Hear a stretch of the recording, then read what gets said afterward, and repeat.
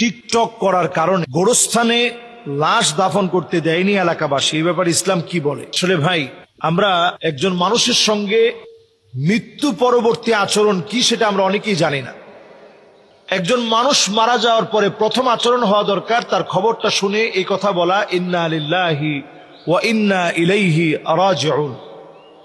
2 number কাজ হচ্ছে যদি সে ছেলে হয় তাহলে বলা আল্লাহুম্মা সাব্বিতহু আলাল ঈমান, আর যদি মেয়ে হয় তাহলে বলা আল্লাহুম্মা সাব্বিতহা আলাল ঈমান।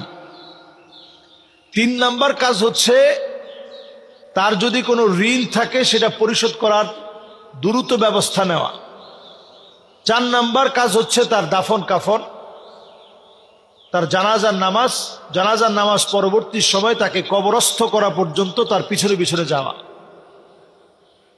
তো কবরস্থান অথবা কবরস্থ করা এটা একজন মানুষের মানবীয় অধিকার।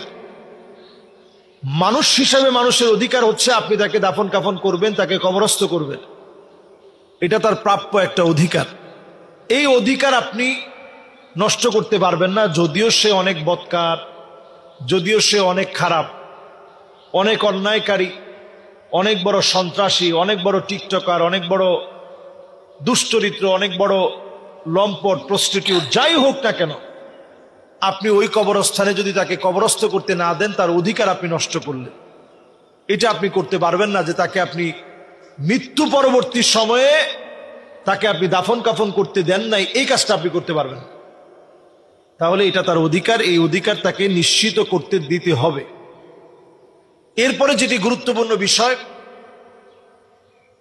অন্তত জীবদ্দশায় যেন এলাকাবাসী মিলে এমন পদক্ষেপ যাতে নেওয়া যায় সে যেন টিকটক সহ তার চরিত্র যেন ধরে রাখতে পারে।